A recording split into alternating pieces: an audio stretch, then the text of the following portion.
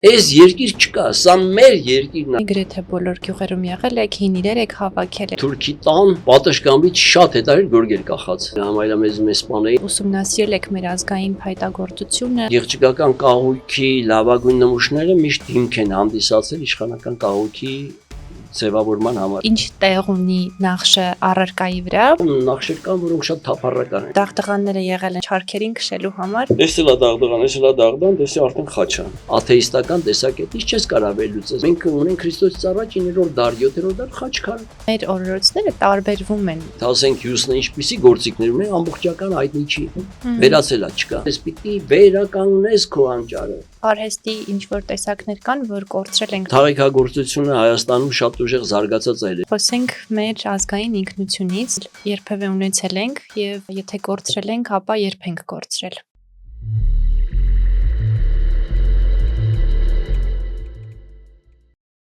Ողջույն։ Ես ընթերցում եմ ձեր բոլոր ոգևորիչ նամակներն ու մեկնաբանությունները ու սրտան շնորհակալություն եմ հայտնում։ Մեզ կարող եք աջակցել երկու տարբերակով՝ անվճար բաժանորդագրվելով YouTube-յան մեր ալիքին, սեղմելով զանգակի կոճակը եւ հավանելով այն տեսանյութերը, որոնք դիտել եք եւ իրապես հավանել եք։ Եվ վճարովի տարբերակով միանալով ամսական բաժանորդագրությամբ Re-Armenia հարթակի մեր նախագծին ցանկացած գումարի չափով։ Իդեպ մենք պատրաստել ենք կադրից դուրս հատվածներ բոլոր այն մարդկանց, որոնք կմիանան Re-Armenia-ի մեր նախագծին։ Նշածս բոլոր հղումները կարող եք գտնել այս էպիզոդի նկարագրություն բաժնում։ Իդեպ, մեզ կարող եք դիտել նաև արդեն Spotify-ում եւ Apple Podcast-ում։ Շնորհակալություն։ Այսօր իմ հյուրը Վանո Դադոյանն է, Հայաստանի Հանրապետության ժողովրդական վարպետ,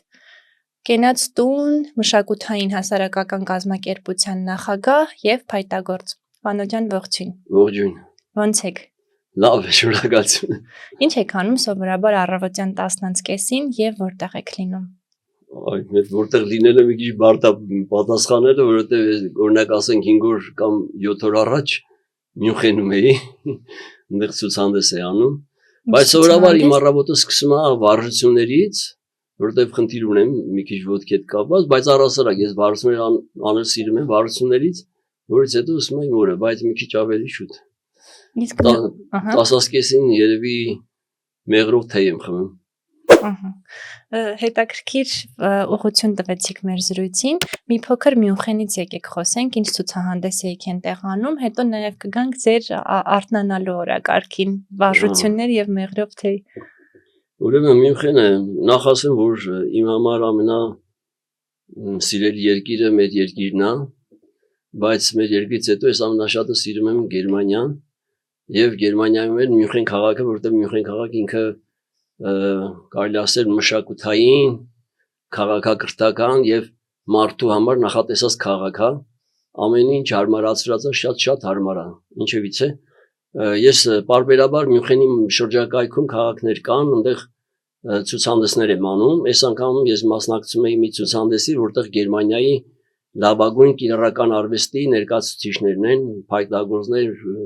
կերամիկ, քար, մետաղ, բուրդ եւ այլը, այդտեղ ես տենց պայմանական իրավունք եմ ստացել, տարիներով մասնակցում եմ, դա մայիսի 1-ին է սկսում, ամեն տարի մայիսի 1-ի շրջակայքում է, երևի մի տարի էլ կմասնակցեմ, արդեն ճիշտ ասած ցուցահանդեսից օգնել եմ, բայց Մյունխենի մոտ մի շատ հրաշալի եկեղեցական համալիր կա, Սենտ Օտիլիան է կոչվում, պարբերաբար ընդեղել ես ամեն տարի մեր կենաստան վարպետների եւ իմ գործերը ներկայացնում եմ, ասեմ, որ գերմանացիներին շատ հետաքրքիր է այդ մեր մանավանդ ավանդական մշակույթը, որ ներկայացնում են, շատ հետաքրքիր է, այսքանը։ Հրաշալի։ Իսկ ձեր արթնանալու օրակարգը, հա, ասացիք, որ միշտ սիրում եք վարժություններով, սպորտով, այսպես սկսել օրը եւ հետո նաեւ մեղրով թեյ խմել։ Ինչու՞։ Դրա մասին մի քիչ դժվար է պատմել, որովհետեւ խիստ անձնական է, բայց ես շատ տարիներ խոկման վարժություններ էի տարբերանում եւ հիմա մեր հայկական մի այտենց ուղղություն կա խոկման, որը կարելի ասել ես եմ գտել ելնելով մեր հեքիաթների եւ մշակութային իրողություններից, էպոսից, Դավիթ Անախտյան փիլիսոփայությունից եւ այդ ուղին կարելի ասել կարելի ասել ուղի քրիստոնեական այդ դուռը, որ մտնես ամեն մարդու համար մի հատ դուռ է, չէ՞, որ իր ինքնությանը հաղորդ լինի կամ ինք իրան ճանաչի, իր անճարին հասնի, ոնց որ Դավիթ անախն հասնում։ Հիմա այտենց վառություն եմ ես անում, որից հետո ֆիզիկական վառություններ եմ անում, եւ այդպես պայմանական ասեմ, որ եթե շատերը լսում են, ընդհանրապես ես իմ համար մի ժամանակ ուզում եմ շատ երկար ապրեի, հիմա մի քիչ այդ խնդիրը ցավոք սրտի տիկինս մահացել է, մի քիչ փոխվել է, ես առաջ ուզում եմ 200 տարուց ավել ապրեի, մանավանդ ես մտածում եմ, որ մարդը վիճակի ապրել 200 տարի, եւ դա հիմնավորված է, ինձնես թիվ չի։ Մեր նախկին հյուրերից մեկը գիտնական, հենց փաստում էր, որ հիմա լուրջ հետազոտություններ են անում մարդու կյանքը երկարացնել մինչև 200 տարի։ Հա, բայց առանց հետազոտությունների մարդը ըստ իր կառուցվածքի զուտ մենակ կենթանական մասն եմ ասում, բանական մասը չեմ ասում, բանական մասը ավելի երկար կարող ապրի, բայց կենթանական մասով ինքը կարող ապրի 200-ից 225 տարի, դա կենսաբանական հաշվար կա, ուղղակի իմաստ չունի այդ մասին խոսենք, բայց այդպես բան կա եւ մտածում եմ ես այդքան պիտի ապրեմ ու դրա համար ասում եմ որպես ստուգիչ ամեն իմ տարիքին համապատասխան գետնի վրա պիտի այդպես վառություն անեմ, հայերեն չգիտեմ այդ ժիմը ոնց է կոչվում, Ես էլ չգիտեմ։ ցավոք չգիտեմ որ ասեմ, եւ հիմա ես 70 տարեկան եմ, 70 եմ անում, հիմա որ եմ 71 տարեկան պիտի անեմ, այդպես մինչեւ 100 տարեկան կդառնամ 100 հատ կանեմ, հետո ամեն տարի մի հատ կպասակասացնեմ, գասնեմ 200-ին կմեռնեմ, այդպես էի մտածում։ Սա ուղղակի ես ուզում եմ մեր ժողովրդին իմանան իրանք պիտի այդ ապրելը չդառնա ինքնանպատակ, ոչ էլ խիստ նպատակ, բայց պետք է հասկանան, որ իրանք կարան պլանավորեն իրանք կյանքը հենց իրանք, ինչքան ուզեն կարան ապրեն, բայց ապրելու առաջի պայմաններից մեկը պետք է ուրախություն սրտիդ մեջ տեղափոխես եւ մարդկանց պետք է բարին կամենաս, որովհետեւ եթե տենց չանես կարող է երկար ապրես, բայց էներգիատ բացասական գտնի ու լավ չի լինի։ Ավելի շատ վնաս տաս քան օգուտ։ Այնքան լավ բան ասացիք։ Քանի որ դուք փայտագործ եք նաև ու երկար տարիներ ուսումնասիրել եք մեր ազգային փայտագործությունը, տարբեր տեղերում ներկայացրել եք, գնացել եք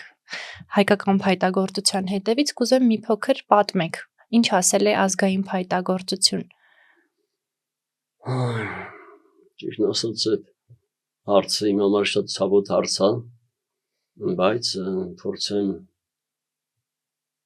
գիտեք այդ հարցին պատասխանելու համար երևի պետք է մի քիչ պատմություններ պատմեմ, նախապատմություններ։ Մենք 3 ընկերներ էինք, Վարամ Թաթիկյանը, ցավոք հիմա չկա, ոնց որ ասում են Աստված օգին լուսավորի, եւ Սամվել Կարապետյանը, ինքը տարիքով ավելի փոքր է, էլի չկա, ցավոք հիմա ճարտարապետության չափագրումով էր զբաղվում։ Մենք ճամփորդում ենք գյուղերը, Վարամը հիմնականում նկարում էր 5 գորգերը, ես կահույքը եղած, Սամվելն էլ եկեղեցիները, քանդած ամրոցները կամ քանդած եկեղեցու ատագագծերը եւ այլը չափագրում էին, նկարում էին։ Եվ շատ այտենց Արցախ հայաբնակ շրջաններ, անգամ այն գյուղերը, որոնք նախքան հայեր էին, հետո ադրբեջանցիներն են ապրել, այդտեղ ենք եղել, նույնիսկ շատ տարօրինակ պատմությունների մեջ ենք ընկել, համայնամեզում սպաներին, մի կերպ ենք փախել, իհարկե այդ բոլոր պատմությունները հիմնականում միջև սովետական միության փլզել է, որից հետո արդեն միայն հայկական Արցախի հայկական շրջանում հնարավոր էր ուսումնասիրություններ անել։ Իսկ ձեր կյանքին վտանգ սպառնալը ինչով էր պայմանավորված։ Ես մի փոքր տեղյակ եմ Սամվել Կարապետյանի գործունեությունից, որ ադրբեջանցիների կողմից կար բռնաճնշում։ Ուրեմն դա մի անգամ ենք գնացել ենք, եթե չեմ սխալվում, հայերեն Գետաբակ է կոչվում այդ գյուղը, բայց թե իա այդ ժամանակվա ադրբեջական անուն չգիտեմ։ Մենք գնացել ենք մի թուրքի տան, պատշգամբից շատ հետարի գորգեր կախած։ Վարամ ասես պետք է նկարենք, իմ ընդեղից Վարամը բանն էր, սովետական միության գրողների Տոմսուն էր, ինքը միշտ ներկայանում էր որպես Մոսկվայից, մենք իրան օգնականներ էինք, մեզնով չէին դա, որ իմանում են օգնական ենք, ոնց որ իրա բանվորները, տես կարելի ասել, գատակից էլի, ես Վարամ ես խեղճ կնոջից մի հատ ջուր ուզեց, մի հատ տես բաջի կարելի ասել, էսի բաժակով ջուր բերեց, մեկ էլ դրա ամուսին եկավ, պատշգամբում մենք բարսացել ենք, որ գորգը մի քիչ կախենք, ինքը այնց այնես կախել է, երևի, չգիտեմ, լվացել էր, թարևի մարել։ Մեկ է սրա ամուսինն եկավ, այդ բաժակը վերցրեց, խփեց, ջարդեց, այս խեշ կնոջը մի հատ ասես ձեռքով խփեց, այս կինը ընկավ, այդ դուրը, իրաց դուրը, ին դուրը ջարդավ ընկավ։ Մենք էլ դե ծափշար վարամ ասում ստե դուշ պրոբլեմաներու փախնենք։ Հիմա մենք դուրս եկանք, այդ արա գործիքները վերցրինք, բայց հասրել ենք լավ, նկարել ենք ուզում ենք մի քիչ ավելի լավ ձևով նկարենք, էլի։ Փախնում ենք էլ տենանք, եղաններով, բաներով դուրս ենք։ Իսկ ինչ պատմեմ, հեքիաթ չի։ Լուրջ է բացում։ Պատճառը զուտ որ կինը դե երևի չգիտեմ իրանք ինչ էին մտածել, ինչ չէին մտածել, չեմ կարող ասեմ։ Էլ ես չգիտեմ, մի խոսքով հիմա մենք այդպես իսկապես փախչում ենք եւ իսկապես սա փոքր մի հատ փոքր ֆիլմ ոնց որ լինի մեկ էլ մի հատ մոսկվիչ եկավ Արամն ասավ պետք է սրան կանգնացնենք այդ ժամանակ այդպես երկաթի պոչով ռեզինով տուրիստական կալցիներ կային մենք միշտ հետները ստանում ենք դե փայտ կոտորել բան մեկ վառում ես ճաշը ծեփում մենք մի քանի օրերով ենք գնում անտառներում տենց մի խոսքով այդ կալցինով զենց այն բանի կովկասի գերունը ասես ձերքից բռնել ենք այդ խեշ մարդը կանգնավ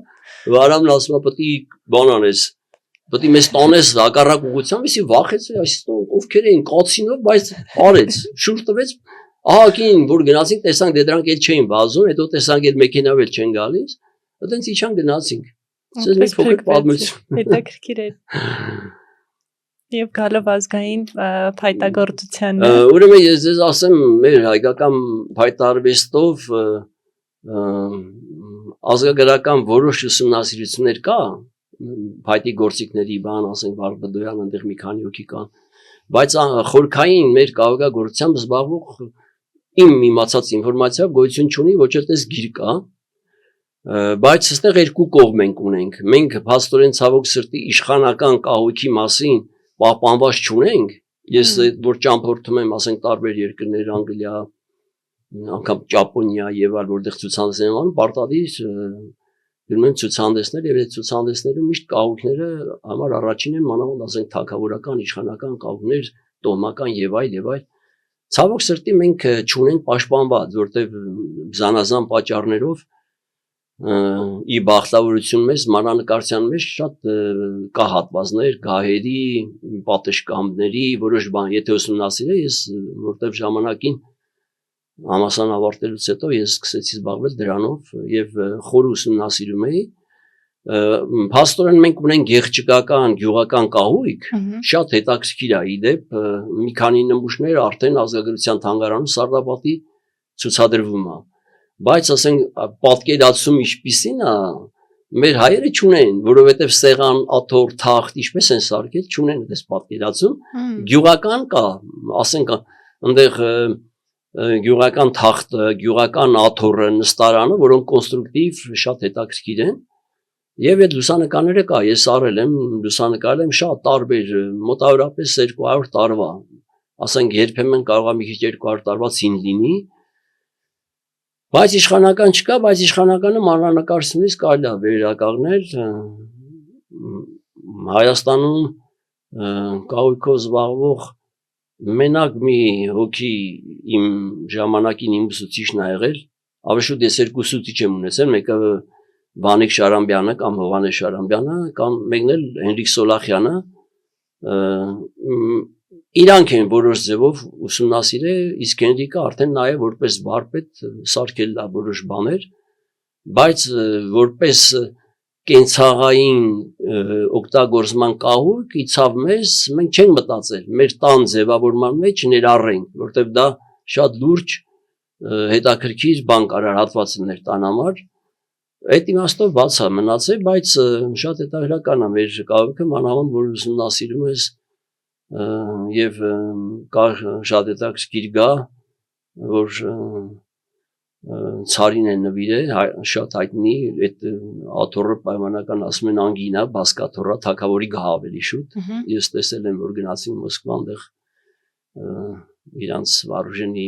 պալատա ինչա, այդտեղ է, իդեպ է նաև կա Բոգդան Սալթանովի նկարներից, իրա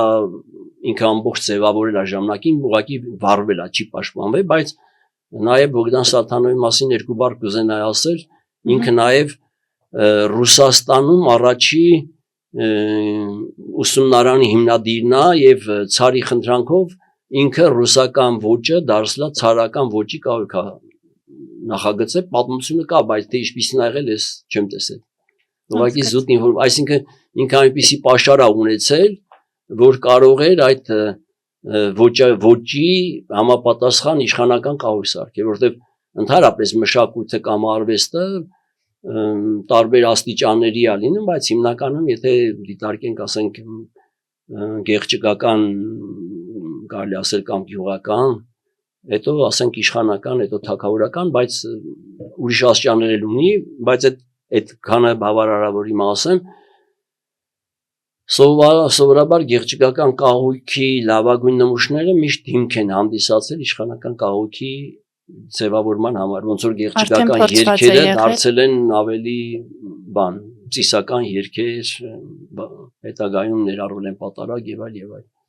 Հետաքրքիր է։ Իսկ մանրանկարչության մեջ գտել եք ինչ-որ հետաքրքիր տարբերություններ, որտեղ ընդհանրությունների մասին մի փոքր խոսեցիք կահույքի, տեսքի, գուցե ֆունկցիոնալության, հավաքելու ձևի մեջ, որ ենթադրվում է իշխանական բանում այսպես են արել, բայց գեղչկականում դրան այդքան նշանակություն չեն տվել, կամ գուցե հակառակը։ Այդ տարբերություններ ունենք հայտնի թե չէ։ Ճիշտն ասած, այտենց ասել հայտնի ունենք թե չէ, որտեղ դա կոնկրետ օրինակով չունենք, բայց մանրանկարչության մեջ երևում է, տեսեք, գեղչկական ունենք իրերից մանրանկարչության մեջ։ Իմ ասեմ, գեղչկական կահույքի մեջ անպայմանորեն գեղարվեստ ուզում են մտցնեն։ Այո, նախ են դնում, օրինակ ասենք, այդ ամբարները, բաները շատ վարպետ փորագրություններ ունի։ Բայց որն է տարբերությունը, իշխանական կահույքը պայմանական ենք ասում, այդ կահույքը արդեն ինքը դպրոցի բան է, ինքը պիտի սովորի։ Գյուղում էլ կարա գնա մի վարպետի մոտ սովորի, կամ ինքն ուս կարա սովորի, իր համար մտածի, դնի մի հատ աթոռ սարքի, շնորհք ունենա, մի քիչ խելք ունենա, փայ ճարի, մի խոսքով մի բան սարքի։ Իսկ արդեն իշխանական ինքը ենթադրում է ուսուցում եւ փորձի ուսումնասիրում, այսինքն ինքը մի քանի եղած վարպետների փորձերը պիտի ուսումնասիրի,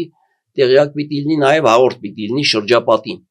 Ինքը չի կարա սահմանափակված լինի, պիտի իմանա, ասենք, թեկուս հարևան կամ ուրիշ երկրներում ոնց ա եղել, որտեղ ամեն դեպքում այդ գնալ գալը, պատմելը, նկարագրելը կամ թեկուս նկարել բերելը կար, ասենք նկարելը հիմա այս տեխնիկաների բացակայության պայմանում մարդիկ նկարում էին, գծում էին։ Որևէ երկրից ինչ-որ բան հավանում, բերում եւ ինտեգրում էին մեր։ Ու ճանաչում էին, բայց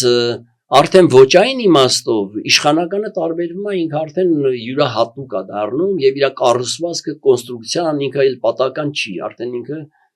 խիստ ոճային տարբերություն ունի եւ մանրանկարչության մեջ եթե նայեք կնկատեք, այնտեղ ասենք բազկաթոռները, բաները արդեն հստակ գծագրություններ ունեն, ոնց որ իրակ հորինվածքային բան ունեն եւ նաեւ գեղարվեստական մաս ունեն։ Ավելի արտաքին մասը ստեղծագործել։ Եվ իմիջիալույս ես մի բան էլ ասեմ, իմ ուսումնասիրությունն ելնելով մեր հայկական կահույքը, ասենք օրինակ հունական կահույքը, որ նայում ենք գրքերով կամ օրինակում որ գնում ենք թանգարաններում նայում ենք, մեր կահույքի եւ այդ կոնկրետ այդ հունական կահույքի եւ ասենք ճապոնական կամ չինական կահույքի տարբերությունն նրանում է, որ մեր մոտ այդ նյութի ճիշտ օգտագործման խնդիր կա։ Մեզանում։ Այո, մենք անպայմանորեն օրինակ ասենք կարաս տեսնես փոքր մի սեղան, պայմանական ասենք սուրճի սեղան, բայց որի ոտքերը շատ հաստ է։ Մենք այտենց չենք արել, մենք ափսոսացել ենք այդ հաստ փայտը, որտեղ իրանը տես օգտագործել։ Ես չեմ մտածում, որ մենք փայտ քիչ ենք ունեցել, բայց խնդիր է էլ դա, ես մտածում եմ, որտեղ ասենք իսկական վարպետը փայտը որ վերցնում է, մտածում է ոնց անի, որ այդ փայտը շատ չացնի, չէ՞ որ վերջի դա բնությունից եկած մի բան է, մի ծառ կտրել ես, չէ՞, մի ծառ, այդ ծառը պետք է հնարավորինս արդյունավետ են փորձել օգտագործել։ Այո, դրա համար էլ ասենք, եթե մի հատ աթոռա չարժի, որ գերաներ անես ֆոտո, տեղափոխելն էլա դժվար։ Այդ հետաքրքիր բան ասացիք։ Իսկ նախշերին գալով, ինչ Գիտեմ նաև, որ շատ այսպես հատուկ վերաբերմունք ունեք նախշի տեղին եւ դերին։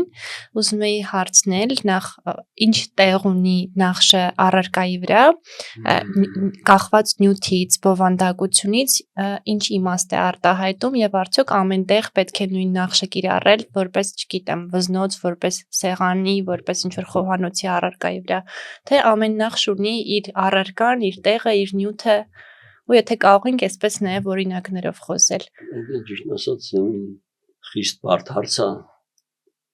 Ոնց որ ասենք տառերը կարաս ամենտեղ գրես, կամ տառերը կարաս իրար կողք շարես, բայց ամեն տառը շարած այդ չի լինում բառ։ Անոնց էլ նախշերը, ասենք հիմա մեր մոտ այտենց ընդունված է, մի հատ հայկական մի նախշ վերցնում են, դնում են մի տեղ։ Կտրում են իր բովանդակությունը։ Իհարկե երկայի ասեմ նախշեր կան, որոնք շատ թափառական են, ասենք օրինակ վարդյակները կամ կերխաչը, որ երբեմն սվաստիկա են ասում, աչուձախ պտտովի,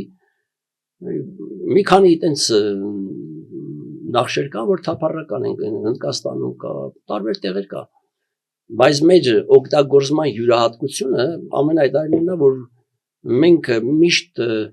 ամենակիչ միջոցներով ամենաշատ արդյունք ստանալն է եւ քիչ նախշերով մեծ բովանդակություն ստանալն է։ Իսկ եթե կոնկրետ այտենց հարց եք տալիս, որ առարկաների այդ նախշերի բանի հետ կապված, դրանք հիմնականում ես կարող եմ դաղդղաներից պատմեմ, հայկական դաղդղաներից, չարխափան, այո, չարխափանների հմայիլներ, կարդասես տեսնել։ Դրանք եւս դաղդղաներ են։ Այո, օրինակ էս էլ է դաղդղան, էս էլ է դաղդղան, դեսի արդեն խաչ է։ Հա։ Այդ զարմացա դրա մոդելի բանը։ Այդ դաղդղանները հիմա կան վարպետներ, որոնք անում են, բայց այդ դաղդղանները ժամանակին իդեպ ասեմ, սա զուտուկի միջալոց։ Ովքեր չգիտեն, մի հատ բացենք, որ դաղդղանները եղել են ժամանակին ավելի ծիսական նշանակությամբ ու չարքերին քշելու համար հեթանոսության ժամանակաշրջանում օգտագործվել։ Հետո զրկվել են նշանակությունից, ավելի մշակութային իմաստ ունեն։ Մինչև 18-10-րդ դարը դաղդղաները օգտագործում էին արդեն հիմնականում փոքրիկ երեխաների, անասունների տները պաշտպանելու համար։ Մինչև 10-րդ դարը ես իմ աշխով ես նույնիսկ դաղդղանի վարպետներ եմ հանդիպել։ Այսինքն ավանդական, հիմի կան, իրանք ավանդական չեն։ Հիմա այդ խնդիրը ընդամենը մի հետաքրքիր բան եմ ուզում ասել, որ իմանան մարդիկ, ուրեմն դաղդղան անելու համար առաջ հերթին վարպետը պետք է իր միտքը մաքրի։ Եթե իր միտքը մաքրած չի, ինքը դաղդղան անելու իրավունք չունի։ Որովհետև այդ դաղդղանը, իդեպ ես այդ պատմությունից մեկ ասել, թողեցի գերմանացիները մի քիչ այնպես խիստ բան են, իրանք ասենք մանավանդ այդ եկեղեցու որ անում են սեկտոտիլացիան, դեռ ես մեկ դաղդղաներ վաճառում եմ։ Ու գաս ասում եմ, «Էս ինչ հա, բան ասում, սս բան է»։ Ու իրանք միշտ բան են անում, այտենց մտածում են սա արդեն ոնց որ կուրքի բան լինի, էլի մոտավորապես այտենց ասենք։ Ես ստիված տվեցի բացատրությունը եւ դրանից հետո շատ սկսեցին գնումներ անել, բայց այդտեղ խնդիրը ինչ է։ Այդ մաքրելու միտքը մաքրելու գաղափարը, եթե մարդը սկսում է դաղդղան անել, ինքը պետք է միտքը մաքուր լինի, որ իր աշխատանքը, իր կազմակերպած այդ հորիմասները, բաները պետք է շատ անաղարտ լինեն, մաքուր։ Եվ ավանդական պետք է դու ասենք հիմա կա նոր նախշերա մտածում բաներ անում էտի, ես դեմ չեմ դրան, բայց եթե ավանդական դպրոց չունենք, որից զարգանար իրականը ոնց պետք է լիներ, այդ բարդ է, բայց այնուամենայնիվ եթե դու չունես քո մեջ այդ ասենց ասած մաքուր լույսը բերես փոխանցես, որ ինքը դառնա ոնց որ պատկերացրեք Աստծո ստեղծագործություն։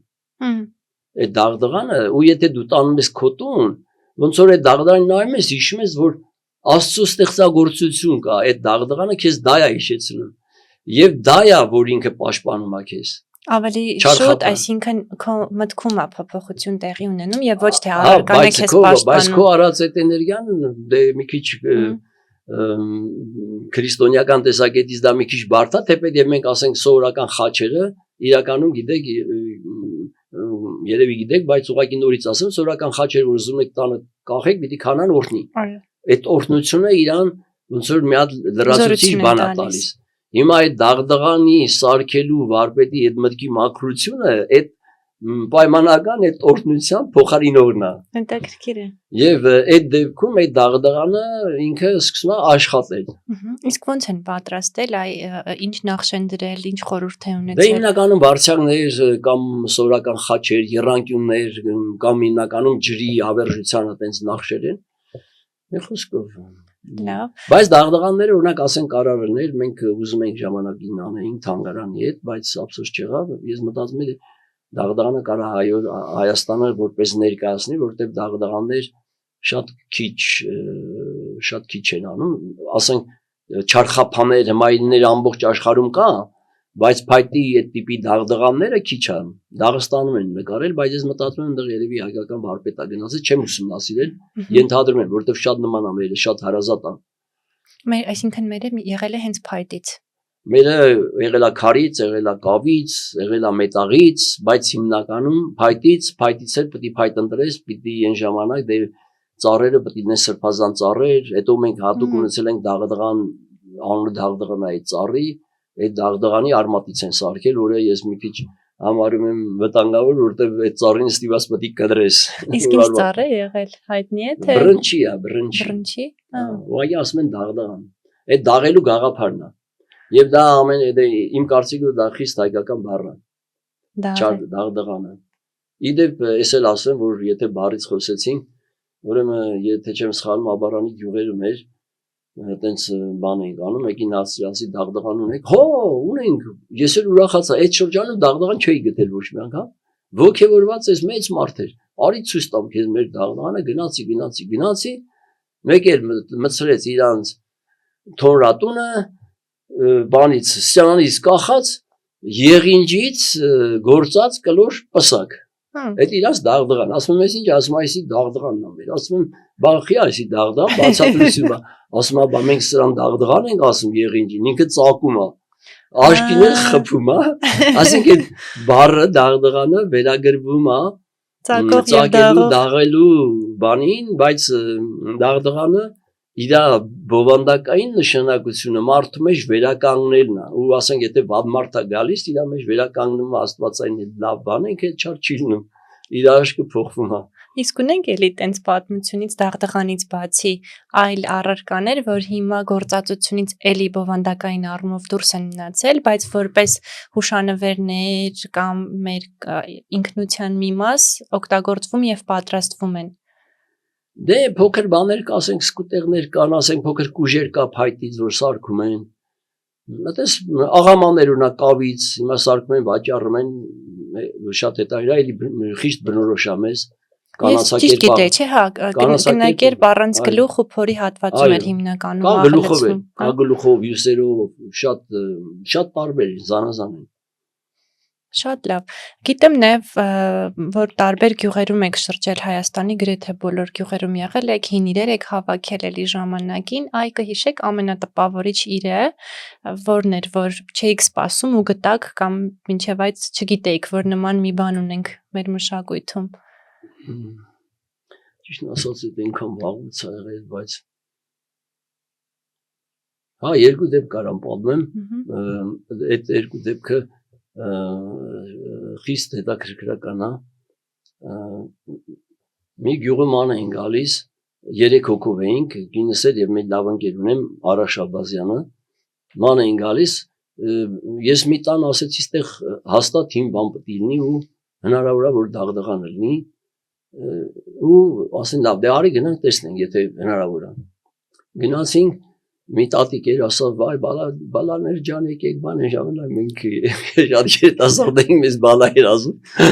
Գնացինք, ասում եմ, ասես դաղդղան ունեք, հին բան ունեք, այ բալա ջան, ասում եմ, սաղան է թափել ենք, ոչ բան չունենք, հիմա ես ասում եմ, չէ ունեք, կթողես ես մանգամ, նայում եմ, հիմի համ կինս համարան, ասում են, լավ էլի վանոց ես տենում, ես մարդը սրտանց ուզում է, չկա, ասում ոչ բան չկա։ Ես էլ ասում եմ, այ սպասի, ես գիտեմ, կա էլի, չգիտեմ, չեմ կարող այդ անունը բացատրել։ Եվ մեկ էլ պատական այդ պատի մեջ, այդպես փոքրիկ պատուաններ ա եղել առաջ, պատուան չէին, կողմը փակ է, բայց ինքը պատրան են կոչվում, ասենց փոքրիկ պարան է պատի մեջ։ Ահա։ Ու փայտի դուր է, բացեցի մեկ այդտեղ համ մի հատ աղաման կար, համ մի հատ դաղդղան։ Էդի վերցրել այդ ուղղակի շատ խորհրդանշական, որտեղ ահագին երկար տևեց այդ փնտրտելը, իսկ մի գյուղում էլ այտենց զգացի, որ դաղդղան գտնի, այդ զգալու մասին ցա մի հատ ուրիշ բաներ կասեմ, ուղղակի դա ոչային մտածողության խնդիրն է։ Էդ էլ մի պապիկի մոտ էր, ասացի դու դաղդղան ոնց որ պետք է նկարակ ցույց տաք ինձ, ուզում եմ նկարեմ գոնե։ Չէ, ասում եմ մենք ունեինք, բայց ինչ չունենք։ Ասում եմ պետք է որ ունակ, կարամ ես ման գամ։ Ասավ հա, եթե ուզում ես մանար, մանեկա, գտավ սյանը մեխած դաղդղան։ Հետաքրքիր է։ Այո, մի տենց էլ բան, իսկ ես էլ ասեմ, էսի իսկապես է դա, սա բանի Արսվանիստ գյուղի մոտ էր, հիմա որ գնամ պետք է խնդրեմ էլի ման գանք,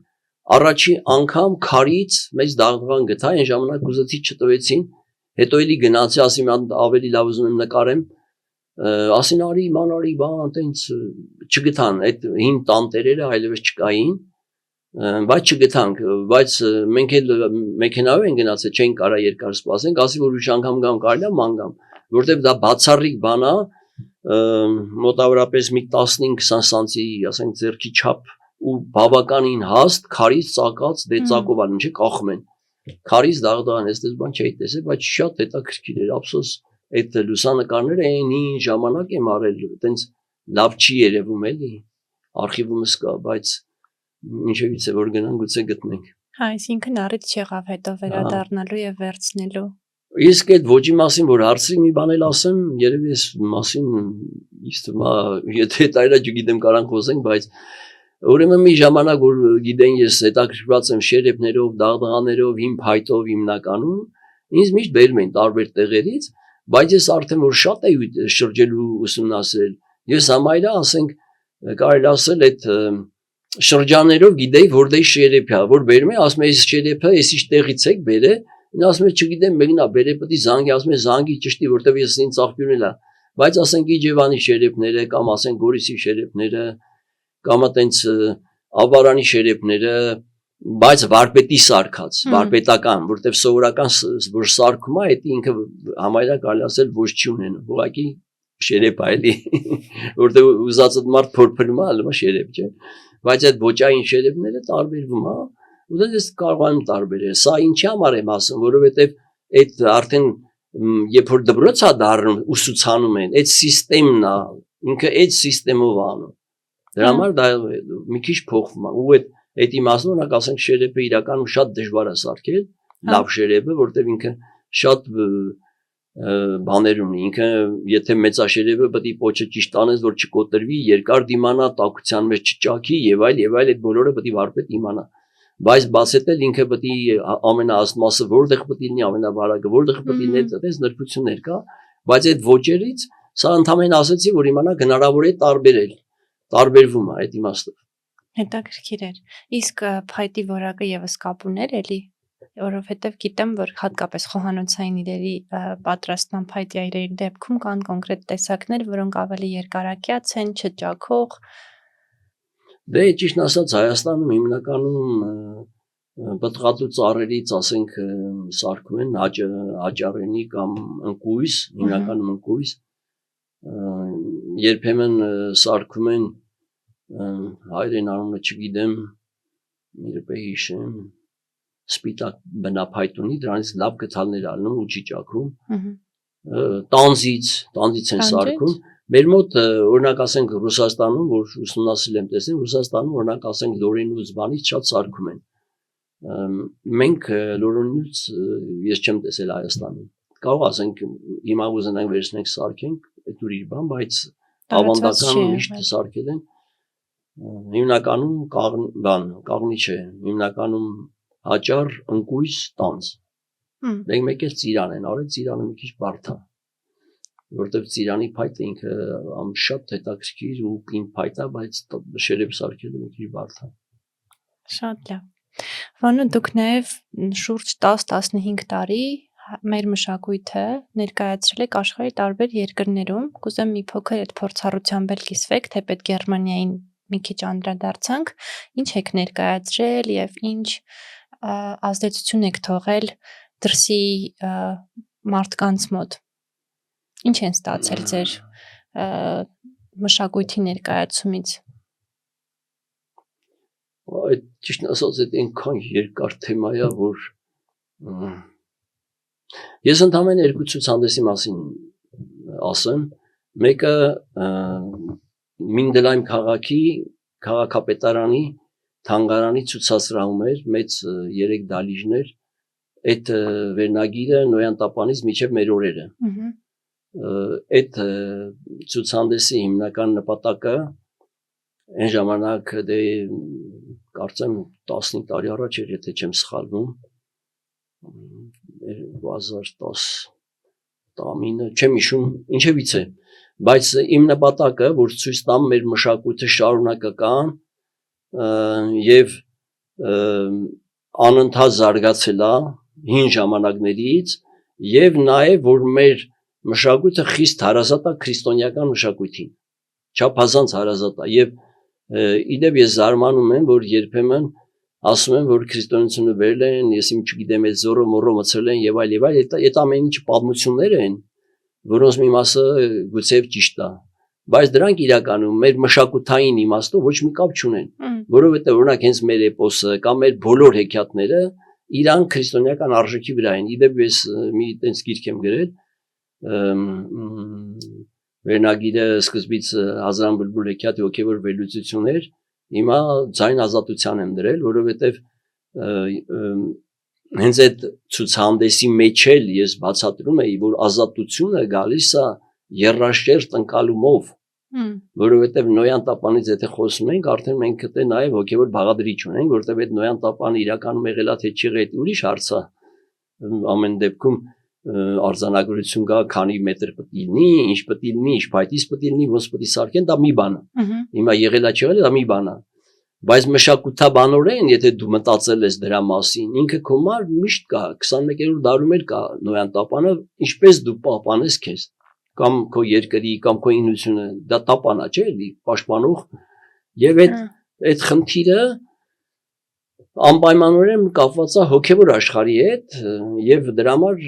բաղադրիչները նյութական բաղադրիչ, մտավոր բաղադրիչ եւ հոգևոր բաղադրիչ եւ մեր մշակույթը միշտ միաձույլ է եղել։ Դրա համար եմ ես ասում, որ մեր մշակույթը երաշերտ ընկալում ունի եւ եթե դու հոգևոր տեսակետից չես նայում մեր մշակութային արժեքներին, թերի ուսումնասիրություն կլինի։ Օրինակ մի քիչ կոպիտ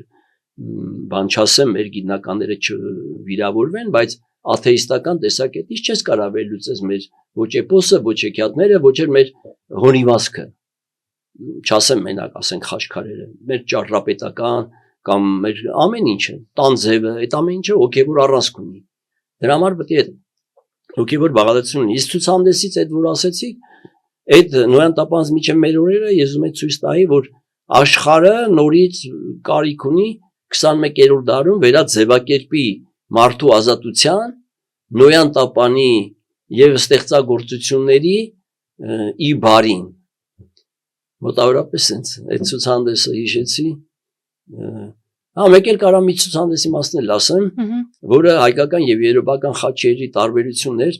իդեպ այստեղ մի քանի հոգու պատմեցի, միշտ մտածում են ինչ տարբերություն, խաչը եւ այլ, բայց իրականում բարձրացնա շատ մեծ տարբերություն կա։ Մեր խաչը արդեն հարուցյալ խաչն է։ Մենք ունենք, որ ասում ենք ծաղկյալ խաչ։ Ինչ ենք ասում ծաղկյալ խաչ, որտեվ հարության խորհուրդն ունի, որտեվ մենք Քրիստոսին չենք դիտում խաչված։ Միջև ուղին խաչելը, դա մի ուղի է, խաչելուց հարությունից հետո ուրիշ ուղի է։ Հիմա հայերը հարության խաչի կողմնակի, դրա համար մեր իդեպ շատ քիչ է որ Քրիստոս կա խաչի վրա, բայց մեր Քրիստոսներին եթե նայեք ժպտում է։ Եթե նայեք ես ուսումնասիրել եմ, մեր մոտ ժպտում է։ Իսկ եվրոպական խաչերի վրա պարտադիր պետքա մեխերը խփած լինի, այս բանի գեղարդի տեղը լինի արուն, մի խոսքով, եւ տխուր սез բան, որտեվ խաչը պսակը գլխին։ Եվ այդ խաչը փաստորեն ինքը միջև խաչելն է, բայց քրիստոնեությունը իր բովանդակությունը, ազատագրված բովանդակություն, ազատ մարդուն այնքան խաչի վրա չի, այլևս շատ հետաքրքիր բան եք ասում։ Ցուցանես եմ արել։ Եվ ինչ արձագանքներ ունեցան։ Այդ բոլոր խաչերը վաճառվեցին։ Շատ է։ Կուզեմ նաև գանք Արհեստի այլ տեսակներին մի փոքր կարճ անդրադառնանք, հետո այլ թեմաներ եմ պատրաստել իրար հետ զրուցելու։ Կորսված առարկաներից իմաստի փոփոխությունից խոսեցինք, արհեստի ինչ որ տեսակներ կան, որ կորցրել ենք ժամանակի մեջ ու հիմա անտեղյակ ենք, բայց դուք գուցե գտել եք կամ ինչ որ բաներ վերականգնել եք։ Չէ, տենց չասենք ես գտել եմ կամ չեմ գտել, ուղղակի կարամ ասեմ, որ մենք թաղիքագործությունը Հայաստանում շատ ուժեղ զարգացած է այդ ժամանակին եւ հայկական թաղիքներ, ինչպես հայկական գորգեր ամբողջ աշխարհում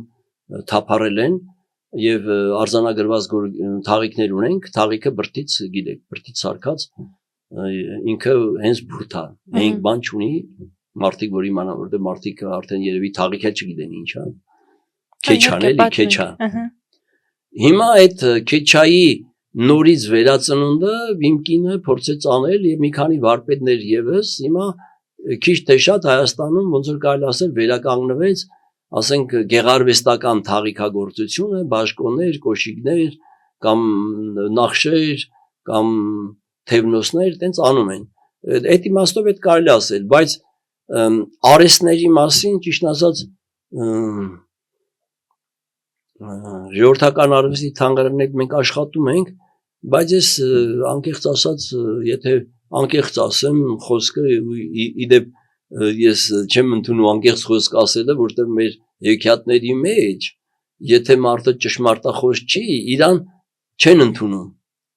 Այսինքն ճշմարտությունը կամ արդարությունը մեր համար առաջինն է։ Բայց ես այդ ինչ եմ ասում, տենց որ անկեղծ ասեմ, որտեղ ցավում եմ ու ափսոսում եմ, մենք իրականում արհեստները մեր մոտ վերացած են, մենք արհեստ չունենք, վատ չզգամ ոչ մեկը,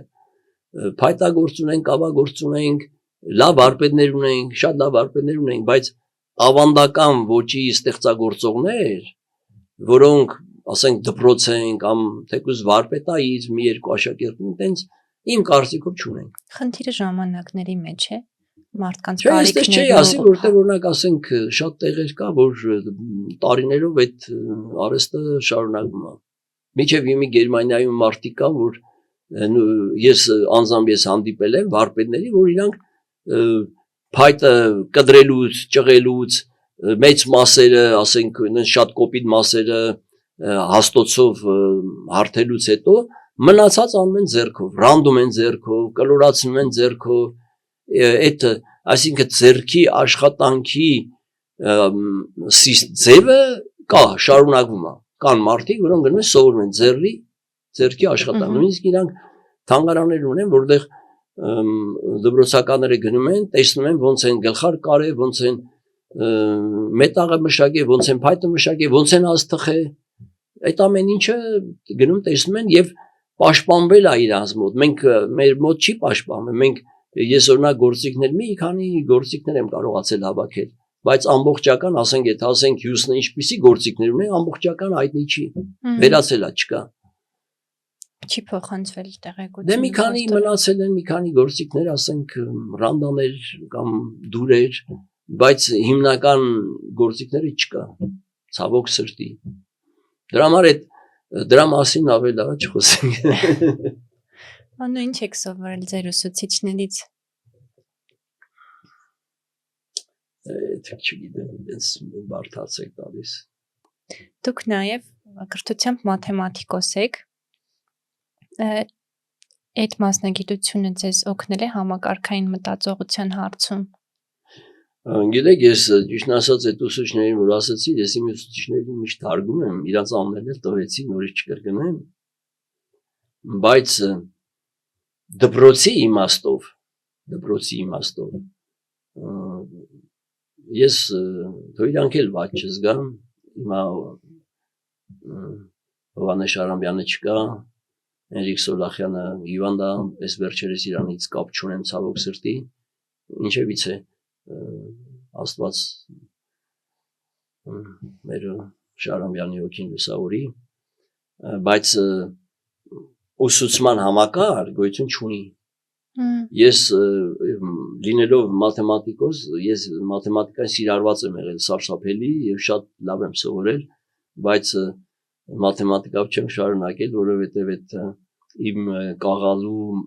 մասը բանն էր, այդ գիտկով, չգիտեմ, մարքսիստական փիլիսոփայություն, որոնց ես լավ տեղերում եք կաղացել։ Դպրոցից չեմ սիրել, ես Լենինին դպրոցից չեմ սիրել, ինչևից է, հիմա թողենք կրթությունը, ես ավարտել եմ Երևանի պետական համալսարանի մեխմատ ֆակուլտետը եւ դա ինչ է ինձ տվել, ասեմ, դա տվել է եւ համակարգային մտածողություն, եւ կոնստրուկտիվ մտածողություն։ Այդ կոնստրուկցիաների պատկերացումները եւ ինչպես է կահույքի, որ ինքը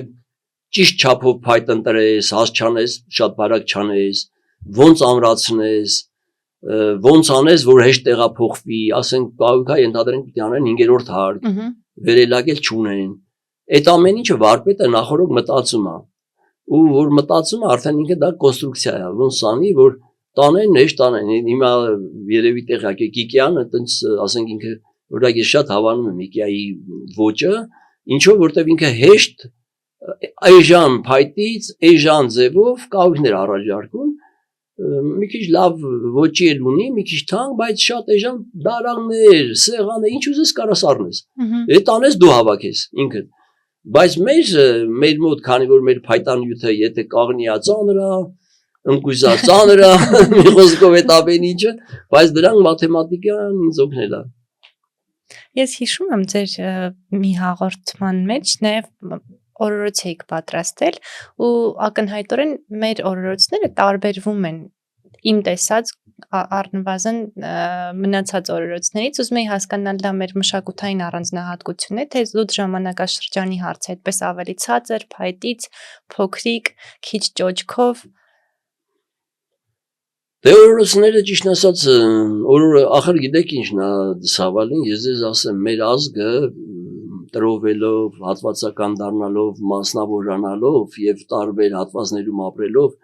ինքը կորցրել է հավաքական իր մտածողությունը, որ ինքը օրինակ ասենք օրորոցների հավաքածու ունենա։ Մենք իմանանք, ասենք օրինակ բանում օրորոցները ոնց են սարքել, մեկ պատահում, էսի բանից ենք բերել, հիմա ճիշտ է, թե սութա տատնաս է, պապնաս է, մի խոսքով, բայց մենք այդ կորցրել ենք։ Եվ կորցրել ենք նաև ես մի անգամ առիթ եղավ այտենց հայտագործության բանի մասին, եթե չեմ սխալվում, Բերյութում Շիրակ ամսագիրներ, այնտեղ խնդրանք էի տպել, որ հին լուսանկարները, որտեղ օրորոց, կահույք, որևիցե նմուշ կապ չունի հայկականա թե չէ, բայց որպես ընտանիքի գործածական կահույքի կահկարասիների մաս, խնդրել էի, որ օգնեն, մարդկար ասում էր, ես անպայման կօգնեմ, բայց ոչ մի արձագանք ես չստացա։ Սա ինչի համար եմ ասում, որտեղ մենք մի տեղ չկա, որ գնանք տեսնենք մեր օրորոցները ինչպիսին են։ Ես մի քանի տեսակ ուսումնասիրել եմ, եղել են, ասենք, շատ պարզ, եղել են շատ նախշերով, եղել են այտենց չարխաքաշ ենք ասում, այտենց կլոր պտտած բաներով, չգիտեմ ոնց ասեմ հայերեն ամենայն դեպս, ինչևից է, բայց տարբերություն, որոշակի տարբերություններ կա, որովհետև ուրիշ տեղեր էլ կան օրորոցներ, բայց իրանց ընդրի ուրիշ, օրինակ ասենք բանը, գերանը կտրել են, մեջս էս կիսակլոր դատարկել են, թելերը ծակել են, օրորոց է, այս կողմը այն կողմը փակել են, օրորոց է, պատկերացրեք մեր ձծումը կտրեն, դառնա օրորոց, այտենց օրորոց կա ուրիշ ձև, իսկ մեր այդ ճոճքի մասին, որ ասեցիք, մեր օրորոցը սենց է ճոճվում և ինքը երեխայի գլուխը սենց չի ճոճում, այսինքն գլուխը չի բարսանում իջնում, ինքը գլուխը համարյամիշտ նույն այդ գծի վրա է մնում և դա փոքր երեխաների համար շատ ընդհանրապես պետք է իմանան մեր ծնողները փոքր երեխայի ցնցել չի կարելի։ Այս վերջին շրջանում է այդ դեպ շատ տարածվում, որ չի կարելի ճոճել օրորել, փաստորեն մենք ի սկզբանե ունեցել ենք այդ գիտակցում ու հենց օրորոցն էլ այդ նույն խնդիրը չստեղծելու տրամաբանությամբ ենք լուծել։ Վարպետը որ սարքում է, ինքը մտածում է, էսի փոքր երեխայի համար է, փոքր երեխան ոնց պետք է քնի, քան տարեկանը պետք է քնի, իդեպ իջև 9 ամսական են քնել օրոցի մեջ, այդքան չարչարվի է սարքել են, այո, նա, որովհետև դրանց հետո երեխան ուրիշ ֆունկցիաներ է ձեռք բերում, նստում է, ուզում է իջնի, ուզում է քայլի, արդեն օրոցը հարմար չի, պիտի ինքը տեղափոխվի ուրիշ անկողին։ Դրա համար այդ օրոցը տենց է, բայց օրինակ Անգլիայում իսկապես արգելված է, ասենց գլուխը ցնցել է, պաշտոնապես արգելված է, եթե երեխու մի բան լինի, ծնողներին դատելու են։ Հետաքրքիր է։ Ոնը կուզեմ նաև խոսենք մեր ազգային ինքնությունից, թերևս հիմա ամենացավոտ թեմաներից մեկից, ու դուք էլի առիթ ունեցել ենք խոսելու, որ կորցրել ենք, ուզում էի հարցնել, երբևէ ունեցել ենք եւ եթե կորցրել ենք, ապա երբ ենք կորցրել։ Բայց ես ասեմ Գերմանիայում հայկական այդ խաչերը շատ են սիրում։ Միշտ առնում են։ Ծաղկյալ խաչերը։ Ծաղկյալ խաչերը, ես մի քիչ ժամանակակից խաչեր եմ անում։ Ապսես նականները չկա ցույց տայի կարակ։ Կարող եք, կարող եք լավերացու։ Եթե ինչ-որ տեղ հետո ես ֆիլիսոփական խաչերն եմ, օրինակ ասենք Խոսրովի անտառում մի հատ խաչքար կար, դրա վրա գրած էր դու նայում ես գանձին, գանձը քեզ։ Հետո մեր ընկերները գնացին, ընկերները որ նա բարբարոսներ են, բայց ես մեր իդեպ ինքնության մասին այդ մասին կնշեմ անպայման, բայց այդ չէ, ուրիշ ձևի կնշեմ։ Այդ դրա վրա գրած էր դու նայում ես գանձին, գանձը քեզ։ Մարդիկ գնացել են խաչքարը ջարդել են որ գանձը անեն։ Բայց գանձը ո՞րն է։ Աստված։ Գանձը այդ իր կերաստառն է, չէ։ Դու քո կերաստառը քո մեջ նայի։ Ինքը գնացել է խաչքարի, բայց չի մտածում, որ մի վարպետ այդքան կներեք, որ ասում եմ, հիմար պետք է լինի, որ խաչքարի մեջ գանձ դնի։ Այդ մտածողության խնդիրն է։ Եվ իմիջիալով ձեզ ասեմ, դա կեսներ թուրքերն են տարածել, որ եկեղեցիների խաչքարերի տակը եկեղեցիների մեջ գանձա, տագետներն էլ որ սրբություն չունեն, ոչ ման չունեն, գնում են քանդում են, բայց ի՞նչ գա, ով եկեղեցի սարքողը գանձ կդնի, որ հետո քանդե։ Որ մի ճարը դուք ասենք, ոնց ասեմ, ասել չի լինում էլի։ Ոնց որ երեխա բերես, ասես տանեմ միս վաճառը։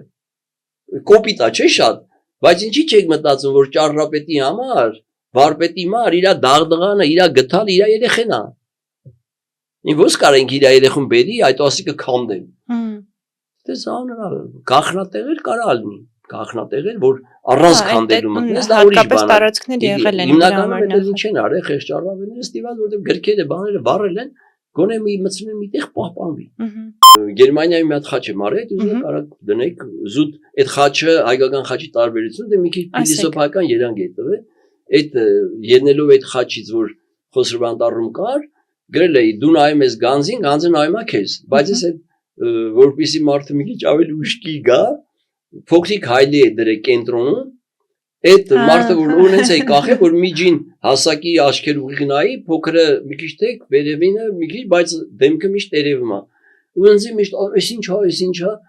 ասում են դու ինչ ես տեսնում, դա ասում է ինձ եմ տեսնում, ասում եմ եթե դու քո մեջ տեսնում ես քո այն մարդը, որ պետք է զարգանաս, դառնաս հանճար, ասում է, բայց ես հանճար չեմ, ասում եմ, բայց մեր փիլիսոփան 5-րդ դարում Դավիթ անախտ է եղել, որտեղ Յունաստան ասոր 5-րդ 6-րդ դարի փիլիսոփա է ինքը մարդու սահմանման ասում է հանճարի ընդունակ։ Իմի Եվրոպայում ոնց որ ասենք բարձրագույն կրթությունը մինիմալ շեմն է, չէ՞, այտենց պայմանական, բայց Դավիթ անախտը մարդու զարգացման շեմը հանճարի ընդունակն է, այսինքն դու ծնվել ես հանճար ունես, պիտի վերականգնես քո հանճարը, զարգացնես եւ կրթությունը պիտի նպաստի դրան։ Հիմա եթե գանք ինքնությանը, այդ խաչը, այդ ասում եմ որ դու քեզ տեսնում ես, այդ խաչը քեզ հուշում է, որ քո մեջ հանճարը մերցրած է, դու ասում ես ես հանճար չեմ, բայց դու մարդ ես, չէ՞, ես մարդը հանճար է։ Բայց չես դրսևորել քո հանճարը, ո՞վ է մեղավոր։ Հիմա ինքնության մասին։ Իրեւ ես ձեզ մի բան ասեմ, ցավոք սրտի ինքնությունը, հայրենիքը եւ մշակութային ժառանգությունը մեր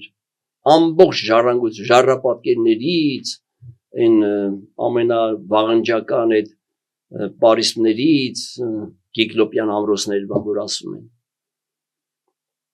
Այդ բոլորի մի բովանդակության մեջ ընդամենը մի առանցք է։ Տեղաբնիկ, մենք տեղաբնիկ ենք։ Միշտ ապրել ենք այս տարածքներում։ Մենք միշտ եղել ենք հոգևոր արժեքներից, որ ստեղծագործել ենք։ Եվ այդ ստեղծագործության մեջ շարունակաբար զարգացել է, այդ շարունակական զարգացումը հետո եկել է դարձել է զվարթնոց, հետո դարձել է մեր էջմիածին, հետո դարձել է Ռիվսիբե եւ այլը միջև կարելի ասել ասենք Թամանյանը, որ մտածում էր նախագծեր, կամ չէ, սխալ ասել, Թորոմոնյանը, որ մտածում էր նախագծեր հայկական, բայց Թամանյանը մեր հրապարակը կարելի ասել այդ հիմքերը հաշվի առած է որոշակի իմաստով, եւ դա մեր ինքնության ճարտարապետական դրսևորման ձևն է։ Բայց ես ինչի այդ բոլորը ասեցի, ես մի քիչ տխուր գտնի, իմիջիալոց իդեպ ես մեր ժողովրդին երբեք չեմ վատաբանում, որովհետև մեր ժողովուրդը, ես ձեզ անկեղծ եմ ասում, հավատացեք, այսօրվա ասենց տրոհված, քայքայված, դժգոհ, իրար ատող ժողովուրդը, մեր ազգը, ասենք, շատ լավն է։ Ես շատ երկրներ եմ եղել, շատ նույնիսկ չեմ էլ կարա թվարկել։ Հենց Գերմանիայում, հենց Հոլանդիայում, Ֆրանսիայում, Հնդկաստանում, Սիրիայում, Ուկրաինայում թեկուզ, կամ որ երկիրը որ ուզում ալնի, շատ երկրներ ման եմ եկել, ցուցահանդեսներ եմ արել, Ամերիկայում, Անգլիայում, սովորական աշխատողները,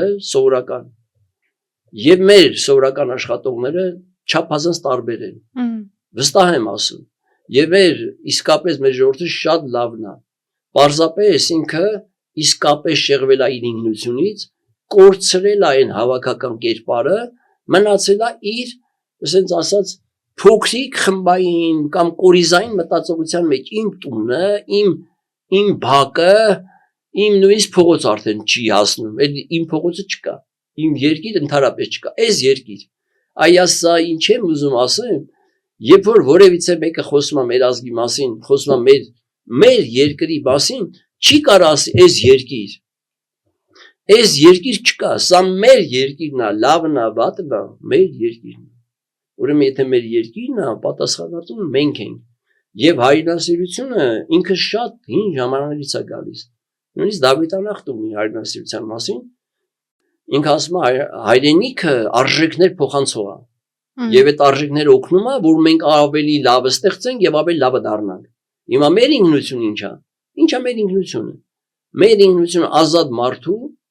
ազատ մարդու ինքնությունն է։ Եվ իդեպ այդ հենց խաչի մասն էլ մի փոքր ասեմ, օրինակ ասենք մեր այս խաչքարերի յուրահատկությունը եւ կենասծառը այդ բաները մեր որոշ ընկերներ կամ հեթանոսներ բա խաչքարը սենց ունեն խաչը եսի ինչա, բայց մենք ունենք Քրիստոսից առաջ 9-րդ դար, 7-րդ դար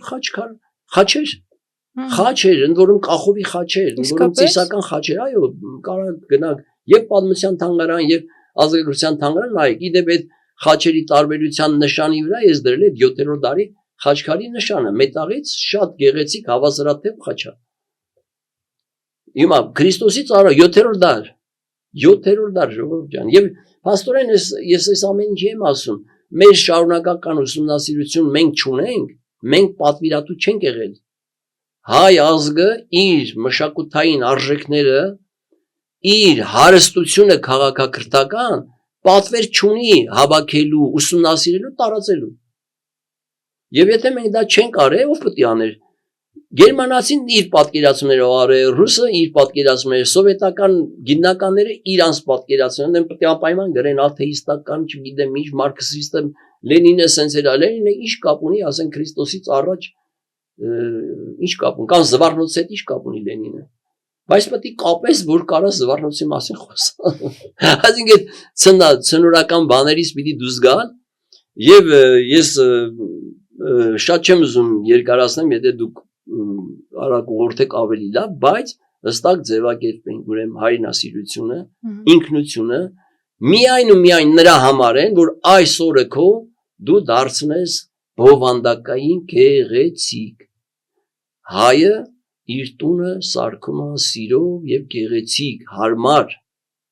Ինքը պետք է լինի մարդու համար, բալիկների համար, տատիկ պապիկների համար, ինքը պետք է լինի հարմար։ Իսկ որ հարմարը լինի, արդեն պետք է մտածես, ո՞նց անես որ հարմար է, 21-րդ դարն է, չէ՞ վերջապես։ Այս 21-րդ դարի պահանջներն էլ պետք է մտնի։ Եվ այդ մտածողությունը մեր ինքնության բովանդակային մտածողությունը, ուրեմն մարդը տեզերքի մեջ որպես Աստծո ստեղծագործություն պիտի կարողանա այդ տեզերակարգը բերի իր միջավայր, ասենք քրիստոնյաները աշխարհի բոլոր քրիստոնյաները ասում են եղեցի քո կամքը երկրի վրա ոնց որ երկնքում, այդ ինչ կամք է, այդ ինչ թագավորություն է, չէ՞, բանը քո թագավորությունը թող գա, չէ՞, այդ ինչ թագավորություն է, այդ կարգ է, Դավիթ անախտը դրա մասին է խոսում, դրա համար է ինքը հանճարը դրել չափորոշիչ, հանճարից հետո մենք էլի ունենք, իմաստուն ունենք, լուսավորյալ ունենք, շատ ավելի ուրիշ բան, բայց մեր հասարակության մեջ նույնիսկ հանճարը չի քննարկվում։ Իսկ ինքնության մասին մենք այնքան ենք օտարվել մեր իրական ինքնությունից, որ ուղղակի ես ճիշտ ասած խոսելու իմաստն չեմ տեսնում։ Իմաստը ո՞րն է, խոսենք ինչ, ասենք էպոսը, մեր ճիշտ մեր էպոսը այսօր արկա է, այսօր մենք գտնում ենք փոսում պիտի դուրս գան։ Եվ մենք միայն ու միայն կարանք դուրս գանք մեր ուժերով։ Աշխարհի բոլոր լավ ու վատ պետությունները, չար ու բարի պետությունները տեսել ասենք կներեք, բայց իրանք կարող են մեզ օգնել միայն մի դեպքում, երբ որ մենք լինենք, երբ որ մենք ուզենք անել, եթե մենք չենք ուզում անենք, իրանք անում են իրանց ձևը։ Եվ դա մեր ինքնության ոչ մի կապ չունի եւ դժգոհելու բան էլ չունենք։ Ինչի օրինակ ասենք գերմանացին ինչա պարտավոր մեր ինքնությունը պաշտպանի։ Գերմանացիները կգնան կետերի տեսակները, ծգների տեսակները, չգիտեմ, թիթերի տեսակները կպաշտպանեն, որտեվ իրանք իրաց չեն կարող պաշտպանեն։ Իսկ մեր տեսակը, որպես մարդ, դա տեսակա, չէ՞։ Այդ տեսակը, այդ ինքնությունը միայն այ գիտի ինքը պետք է պաշտպանի, բայց այ դրանով չի զբաղվում, ումը մեղադրեն։ Էպոսում Քերի Թորոսի կինն էր, չէ՞, այլազգի, որ Քերի Թորոսը երազ էր տեսնում, ուզում էր գնալ, ասում էր Դավիթը վտանգի մեջ էր, քնեցնում էր։ Այդ ձեր ասածին շատ մոտ էր էլի այդ օրինակը, որ անդադ քնեցնում են արտաքին ինչ որ այլ երկրների պահանջները, այնինչ մենք բնածին այդ զգացողությունը ունենք որպես հայ, որ խնդիրը մենք պիտի լուծենք ու եթե նկատում ենք, չպիտի քնեցնենք այդ զգացողությունը ու տարբեր քամիների հովերի տակ գնանք։ Ճիշտ ասած շատ լավ դրվագ հիշեցի, իդեպ ասում այդ շատ լավ դրվագ է դա, բայց այդտեղ ուրեմն շատ հետաքրքիր բան կա, թե կան նա երրորդության խորհուրդը 3 անգամ եւ մի զարկի խորհուրդը։ Դավիթ ուներ 3 զարկի իրավունք, բայց ինքը մի զարկի եւ մեր հեքիաթներում միշտ մի զարկի խորհուրդն է, այդ մի զարկի խորհուրդը մեր ինքնության բնորոշիչն է։ Իդեպ ասենք ընդհանրենք հարցն հայ բնորոշիչը ո՞րն է, չէ՞ պիտի պատասխանենք։ Ուրեմն 21-րդ դարում եթե կարանք պատասխանենք, հետեւյալը հայը, եթե որևիցե գործ սկսում է, որևիցե գործ, կապ չունի ինչ գործ ուզում ալնի, ծառկը տնկի ինչ ուզում ալնի, ինքը պիտի պատասխանի մի քանի հարցերի։ Առաջինը սա ինչի մարա, սրա վերջի նպատակը ինչի մարա, վերջի նպատակը ես ասում եմ ըստ Դավիթ անախտի պիտի լինի բարին։ Եվ եթե բարի է ու ինքը սկսում է, պետք է ավարտի։ Հնարավոր չի հայը գործանի չավարտի։ Այն մարդ ով անում է ու կիսատ է թողում։ Իդեպ ասենք մեր մեջ կա, ես էլ ասենք միաժամանակ մի 5 գիրք եմ կարդում, որովհետև ասենք հարց են տվել, բան են արել, ուսումնասիրում են, կարդում են։ Բայց դա սխալ է։ Ինչի է սխալ, որովհետև բովանդակային ընկալման համար դու պետք է այդ գիրքը ամբողջությամբ կարդաս կամ այդ գործը պետք է ամբողջությամբ նվիրվես։ Ուրեմն հայի ինքնության համար առաջի պայմանը գործի վերջնական տեսքը պետք է լինի բարության համապատասխան, բարությունը շատ լայն հասկացություն է, բայց պետք է լինի բարուի, տունը ստինում է պետք է բարի լինի, մարդիկ պետք է գան լավը զգան, չպետք է գան վատը զգան, չպետք է գան վախենան կամ չպետք է գան ընկնեն փոսը։ Հիմա ուրեմն բայց որ սկսել ես պետք է ավարտես։ Եվ սա մեր էպոսի մեջ ցուցիչ է։ Արդարությունը մեր էպոսի մեջ ցուցիչ է, անարդար չպետք է լինի, այդ բարին ու արդար իրար մոտավորապես համահունչ են։ Դրա համար ուրեմն մեր ինքնությունը, եթե բնութագրենք, օրինակ գերմանացիների ինքնությունը իրանք միանգամից ասում են պարտաճանաչություն 1, երկրորդը կազմակերպվածություն, իրանք եթե մի բան ուզում են անեն, եթե չիմանան ոնց են սկսում, ոնց են անում, իրանք չեն կարող դա անեն։ Իդեպ ես շատ եմ աշխատել գերմանացի վարպետների հետ եւ շատ բան եմ սովորել։ դու անկեղծ եմ ասում օրինակ կարամ մի բան ասեմ մի անգամ մի գերմանացի օգնում էի պետք է վերևը պատին բան ամրացնեին աստիճանով պետք է բարսանային հիմա ես բարսանը որ ամրացնեմ ինձ ասում եմ մի րոպե դե գերմանացի անգլերեն են խոսում կամ մի քիչ գերմաներեն իմ իդեպ մարդիկ իմանան անգարջ իմանան ես շատ լավ անգլերեն գիտեմ կամ գերմաներեն կիսատ պրատ բայց կարողանում ենք հաղորդակցվել ինչևից է նույնիսկ փիլիսոփայությունից ենք խոսում ինչևից է ուրեմն բավական լավ անգլերեն հիմա ես գերմանից ասում եմ մի րոպե որ դու բարսանան ինչ պետք է անես ասում եմ պետք է էսի ամրացնեմ մուրճը մոտը տա ասում եմ չէ ահա լավ մեկ այդ մեխը մոտը տա չէ բախես բարսանում դա ես սա պատմում եմ մենք սովորաբար չունենք մտածելու վայ մեխը մի հատ մեխը տուր վայ չակուչը մի հատ տուր վայ երկու հատ մեխեր պետք մեկն եմ տարել բայց հետո բա գործիքը տուր պետք է դնես ասենք թափոններ ունես բան ունես կդրած փայտներ ունես որ պետք է ասես մենք լցում ենք ես անկեղծ եմ ասում ես ափսոսում եմ որտեվ ինչի որտեվ մենք վարպետական դրոշ չունենք որ վարպետը աշակերտին բացատրի քո ոտքի տակը պետք է միշտ մաքուր լինի, որովհետև եթե փայտա գցած կարող անգնես մի բան ջարդես, ոտը ջարդես եւ այլ հազար մի բան կա, չէ՞։ Բայց այդ կազմակերպվածությունը եւ ինքը ասում է գերմանացին, եթե մեկին ընդունում է աշխատելու, դե բնականաբար ես նխչեմ աշխատել, ուղղակի օգնել եմ, որտեվ իրավունք էլ չունեմ աշխատելու, չեմ էլ ուզում աշխատեմ, ցուցահանդեսները բավարար են ինձ, ինչևից է։ Կարող է մեկ ասենք օգնեմ ռեստավրացիայի համար խորհուրդներ տամ, որտեվ ես շատ խորը փայտի ռեստորացիա եմ ուսումնասիրել Էրմիտաժում, ինչևից է։ Բայց ինքը ասում է գերմանացին քեզ չի վճարում, ես ամեն բոլոր հայերին եմ ասում։ Ժամանակը, որ դու մի հատ բարսանասիչն ես, հետո մի հատ էլ բարսանասիչ, դրա համար ինքը քեզ չի վճարում, է գործանել մարա վճարում։ Ժամանակը կարևոր է։ Այ, բա հենց է դա, իսկական հայ վարպետը ինքը գիտի իր ժամանակը։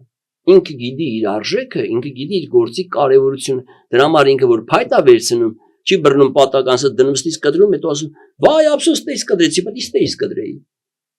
Հասկանում եք, այն մի կտորներ պետք է օգտագործել, եթե ես մեկը տենում է որ շատ վնասա տալու փայտին, ուրիշ փայտ է վերցնում, ընտնում է, մտածում է։ Սա կազմակերպվածության ինքնության բնորոշ է։ Բայց խորքային իմաստով ինքնություն ասելով Խորքային իմաստով մենք պետք է հասկանանք մեր հազարան բլբուլ հեքիաթի մեջ, որտեղ քաղաքը երբ որ այգին տերևաթափ է եղել, մի խոսքով անիծվել է եւ այլն, եւ պետք է նորից վերականգնվել, նոր արժեքն է, նոր արժեքը որն է, բոլորի համար է,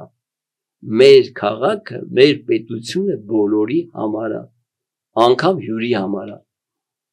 Եթե մենք մեր Երևանին, մեր քաղաքին, մեր Հայաստանին, մեր Արցախին էլ այտենց ասեմ, մեր Արցախին, մեր Վանին, ամեն ինչ Բայազետին, ես ծնունդով չէ, բայց իմ պապերը բայազետցիներ են։ Եթե մենք Բայազետին վերաբերվենք այդպիսի մշակութային արժեքով, որ ինքը այն ժամանակ այդ մարդու համար էր, հիմա էլ է մարդու համար, շատ բան կփոխվի, աշխարհը կփոխվի։ Եվ ես ձեզ ասեմ, պատմությունը նրա համար չի, որ դու մնաս պատմության խորխորատներում, ինքնություն նրա համար չի, որ դու մնաս ինքնության խորխորատներում, ինքնությունը միայն ու միայն նրա համար է, որ հիմա դու նպաստես քո հնարավորությունների արդյունավետ դրսևորմանը։ Կլինի մարդ անհատը իր մեջ, իր մարմնական մտավոր հոգևոր հնարավորությունները, որոնց մասին մենք առհասարակ չենք խոսում, ասենք մարդուն ասեմ դու մտավոր ինչ հնարավորություն ունես, հոգևոր ինչ հնարավորություն ունես, կամ թեկուզ հոգիդ ինչ մասերից է բաղկացած, ինչ գործառույթներ ունի, ոչ մեկը չի կարող պատասխանի, բայց Դավիթ անախտը հստակ 5-րդ դարում բացատրել է, գրել է հոգու մասերը։ Այո, հոգու մասին, կենթանական մաս, բանական մաս, ամեն մեկը իր գործառույթներով, ամեն ինչ կա, մանրամասնություններ, բայց ես սա խնդիրը սրանում չի, խնդիրը նրանում է, որ ուրեմն ինքնությունը պիտի նպաստի քո զարգացմանը, քո առանցքային գծի վրա, ինքնությունը փոփոխելի չի, ոնց որ օրինակ ծիրանի ծառը, եթե դու ուզում ես զարգանա, միայն ծիրանի ծառի եւ ծիրանի թեկուզ վայրի տեսակի վրա կամ խնձորի կամ ցորենի մեր Երևանում կա չէ վայրի ցորենի տեսակը այդ տեսակների պապանցում միշտ դու գնում ես իր ոնց որ բնարմատին իր կոպիտ ասած վայրի տեսակին հիմա մեր ինքնությունը մեր արմատը անփոփոխելի է բայց զարգանալու համար է եւ 21-րդ դարում եթե դու քո հնարավորությունները չես օգտագործում եւ քո երկրի հնարավորությունները չես օգտագործում, քո երկիրը, քո, այսինքն ռեսուրս ասելը, մենք երաշերտ է, ունես նյութական ռեսուրս, ունես մտավոր ռեսուրս, ունես հոգևոր ռեսուրս։ Եվ հիմա սա դուս խոսենք, էլի, օրինակ ասենք կան հիմա ես շատ ընկերներ ունեմ, կոսմոպոլիտներ եւ այլ տարբեր ձև մտածողներ, դե ամբողջ որ երկրում գնում ես, մի ընկեր մի ծանոթ ճարում ես, մտերմանում ես, բայց օրինակ ասենք այդ կոսմոպոլիտների որ խոսում եմ, չէ, իրանք արմատներ չունեն եւ ես ասում եմ, եթե դու տեզերքի լեզվամտածողության ընկալում չունես, գերմանացի ես, գերմաներեն պետք է ունենաս։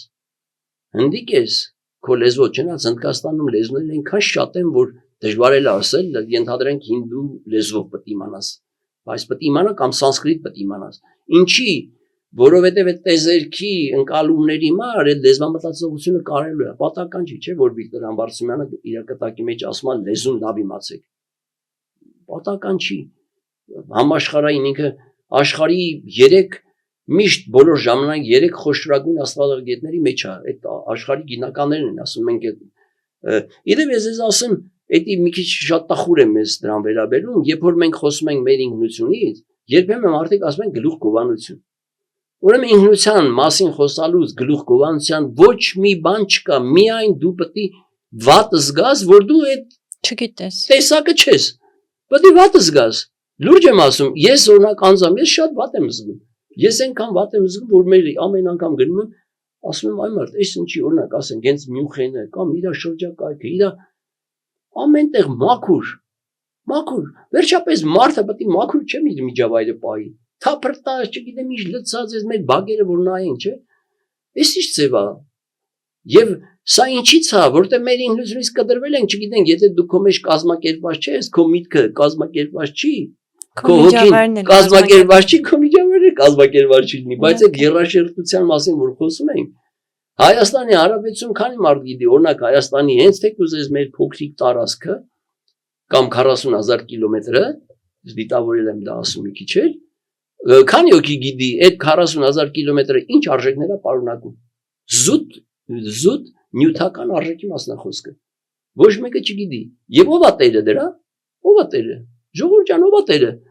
Իրականում հայն է, չէ՞, մենք ենք, չէ։ Իհարկե հայ հետ ապրում են տարբեր ազգություններ, իրանք էլ մասուն են, իրանք մեր հետ ապրել են։ Մենք իրանք չենք բաժանում, ոչ էլ իմաստ ունի բաժանենք։ Ինչևից է։ Բայց եթե մենք դա չգիտենք, ո՞նց ենք կառավարելու։ Մենք ի՞նչն ենք կառավարելու։ Եթե դու չես ճանաչում ինքդ քեզ, դու ո՞նց ես կառավարելու։ Եթե դու չգիտես, որ քո Դավիթ անախտը 5-րդ դարում Հունաստանում դարձել է անպարտելի, դարձել է եռամեծար, չգիտես ինչ նշանակում եռամեծար, այդ բառը ասում են եռամեծար, կամ ասում են անախտ, ի՞նչ է, բառը անախտ Դավիթ անախտ, ի՞նչ է։ Այն հիմի ֆուտբոլներ են գնում հաղթում, չէ, ասենք, չգիտեմ, որ լավ թիմեր կան, մի քանի հատ լավ թիմեր կան, չէ։ Հիմա ամբողջ աշխարհը ֆուտբոլ է նայում։ Այն ժամանակ Դավիթ անախտի ժամանակ մարդիկ գնում էին մասսայական բանավեճեր էին նայում, երկու փիլիսոփաներ վիճում էին, քննարկում էին հարցեր, ու այդ բանավեճերի մեջ Դավիթ անախտը հաղթում էր։ Հիմա եթե դա բերենք 21-րդ դարին, մենք շատ པարզ հարց է։ Պիտի ինքդ քեզ տիրապետես, քո առանցքի վրա զարգացնես, քո միջավայրը պետք է տիրապետես, այսինքն եւ մաքուր կազմակերպված պահես, եւ քո հարստությունը ճիշտ պետք է բաշխես, շատ པարզ է։ Բայց մեր Հայաստանի Հանրապետության ոչ սահմանադրությունը ոչ մի բան այս խնդիրներով չի զբաղվում։ Մեր օրինակ ասենք հայկական դիվանագիտությունը, ես իմ կարծիքով ես օրինակ մի ժամանակ այս դիվանագիտության շարքի անում, հոգևոր դիվանագիտություն։ Անկեղծ եմ ասում, մեր դիվանագիտությունը ասելիք չունի աշխարհին։ Ես ձեզ անկեղծ եմ ասում, ինչ ասում, մեր դիվանագիտությունը կարեք ասեք 20 տարի առաջ, 10 տարի առաջ կամ հիմա, ինչ ասում, աշխարհին ինչ ասում։ Կարեք ասեք։ Իսկ աշխարհին մենք ասելիք ունենք, ոչ թե որ մենք արտոնյալ ենք։ Արտոնյալության մասին չի խոսքը։ Ամեն ազգ ունի իր ասելիքը, չէ։ Ոնց որ ամեն ծառ իր պտուղ ունի։ Հիմա հայն էլ ունի իր ասելիքը, այդ ասելիքը այն է, որ 21-րդ դարում տեխնիկայի այս հրաշալի զարգացման դարում ես հրաշալի բառը եմ օգտագործում, որովհետև երբեմն մարդիկ թեկուզ այդ արհեստական բանականությունը քննադատում են սատանի, եսի ինչ ասես կպցնում են, բայց դա ինքը դանակի նման, թրի նման գործիք է։ ի բարի օգտագործես բարին գտնի, ի չար օգտագործես չար գտնի։ Հիմա հայը պիտի ասեր, որ այդ տեխնոլոգիաների զարգացման աշխարհում ինչպիսի կարգ պիտի բերես, որ բոլորը ներդաշնակ լինեն։ Հայը կարար ասել, ինչու, որտեղ մեր էպոսում կա, որ օտար մշակույթի հետ մենք ներդաշնակ ապրում ենք։ Ներդաշնակ։ Մեծ մահերը գնաց, կարգ հաստատեց, իրան ասին էլի թակավոր կպցրա երկրի, ասում չէ դուք ձեր թակավոր ընտրեք, ես եկել եմ կարգ եմ անում։ Կարգն եմ հաստատում։ Հասարակ բան, ներդաշնակ ապրում են, այդ ներդաշնակությունը անիմաստ բառ չի։ Բայց եթե դու քո մշակույթից հրաժարվել ես, այն մեկը հրաժարվել է, այն մեկը հրաժարվել է, մի հատ կեղծ արժեք ես բերել դրա սեղանին։ Այդ կեղծ արժեքը ձեզ երբեք չի բերի խաղաղություն, երբեք չի բերի ներդաշնակություն, որտեղ խաղաղությունից ավելի բարձր բառ ունենք մենք, չէ՞, ներդաշնակ աշխարհ։ Բան ներդաշնակությունը ո՞րն է։ Ներդաշնակությունն է, երբ որ դու գնում ես օտար մշակույթի մեջ, քեզ չես պահում արտառոց։ Ինչի, որտեղ քո արժեքը օգնում է, որ դու այդպեսին լինես։ Բնական, բանական իմաստով եւ բնական իմաստով եւ բանական իմաստով դու արտառոց չես պահում քեզ։ Եվ այդ արժեքները գնահատում ես։ Եվ ասենք կա բարձր մշակույթ գնահատում ես, ցածր մշակույթ կա գնահատում ես, դա էլ է մշակույթ, չէ՞, բայց ցածրը ինչ անենք։ Բայց մերը եթե բարձր է, մենք կարանք բացատրենք, մենք ասենք, որտեղ ենք մենք սովորում այդ բարձր արժեքը։ Որտեղ ենք սովորում, ով է մեզ դա փոխանցում։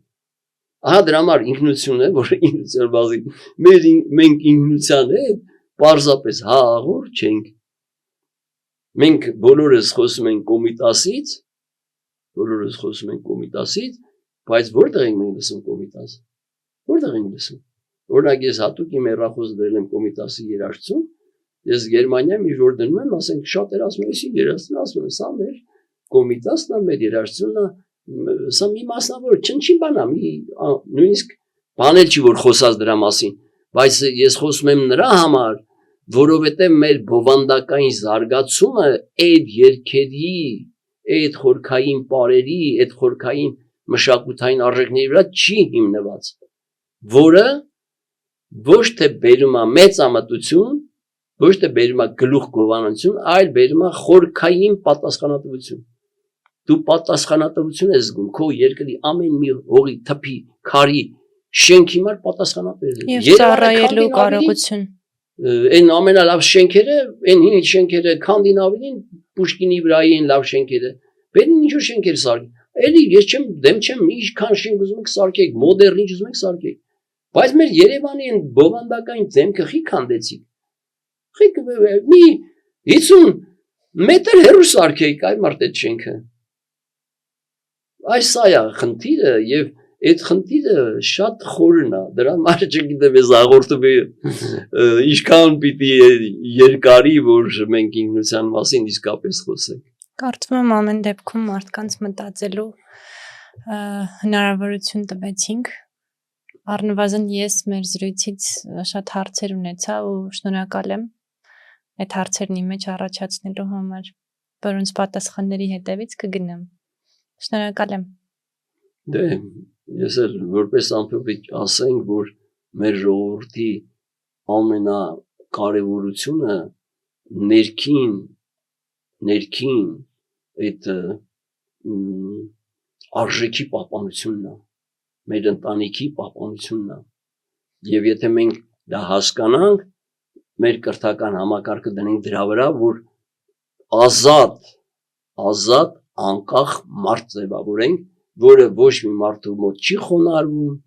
քրիստոնեական ամենամեծ բանաձևը, որ Քրիստոս ասում է, ճշմարտությունը, հետևեք ճշմարտությանը եւ ճշմարտությունը ձեզ կազատի։ Ամենամեծ բանաձևը էսա։ Մնացած հոգեվոր բաներ չխոսենք։ Բայց հիմա մենք հայերով